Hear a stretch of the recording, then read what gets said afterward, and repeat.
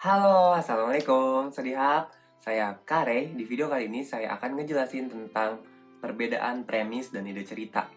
Emang apa sih bedanya premis sama ide cerita? Bukannya sama ya? Ide cerita sama premis. Ada yang tahu nggak perbedaannya ide cerita sama premis? Kalau nggak tahu, simak videonya sampai habis.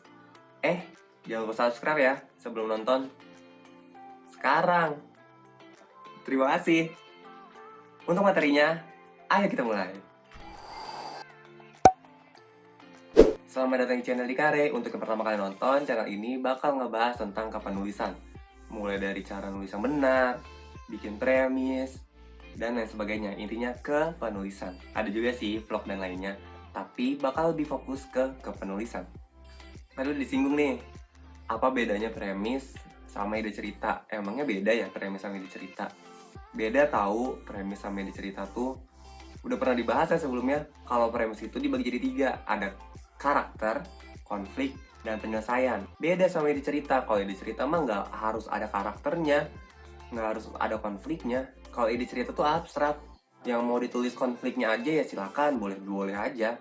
Kalau misalnya yang ditulis adalah adegannya, boleh juga. Intinya kalau premis itu ada 3 yang tadi, ada karakter, konflik, dan penyelesaian. Kalau ide cerita abstrak, seabstrak-abstraknya tulisan abstrak.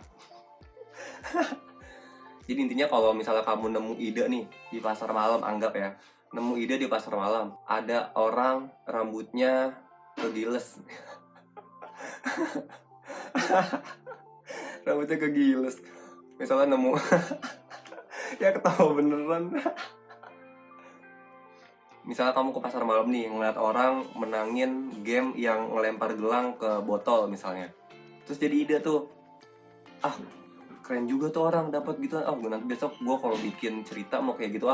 Nah, itu ide cerita, nggak ada karakternya, nggak ada konfliknya, cuma adegannya ya, Terus misalnya kamu lagi ngantri di bank, terus ada bapak-bapak yang nggak ngerti caranya. Terus kamu kepikiran tuh, besok gue kalau bikin cerita mau bikin adegan kayak gitu.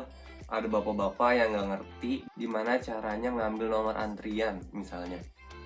Terus kamu lagi naik kereta misalnya, ada orang bawa koper 2. Bayangin tuh, aneh banget kan?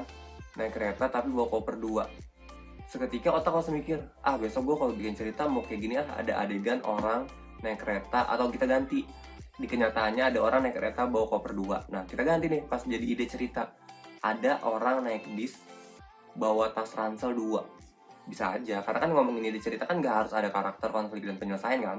Jadi intinya kalau ide cerita itu abstrak, kalau premis itu harus terstruktur, ada konflik, penyelesaian, dan conclusion. Gimana? Sekarang udah ngerti ya? Kalau premis dan ide cerita itu beda. Kalau premis itu harus ada 3 aspeknya, karakter, konflik, dan penyelesaian. Kalau ide cerita abstrak, silakan kamu mau bikin yang kayak gimana. Jadi besok-besok kamu udah ngerti nih, mana premis, mana ide cerita. Kalau misalnya ada lomba yang harus ngasih ide ceritanya atau harus mencantumkan premisnya, jangan salah cantumin ya, yang mana yang premis, yang mana ide cerita. Karena waktu terlalu berharga kalau kamu nggak bisa ngebedain mana ide cerita, mana premis. Gampangnya, premis itu bisa dibikin dari ide cerita, dan ide cerita itu bukan premis. Terima kasih udah nyimak. Semoga berfaedah. Bye-bye Nahap.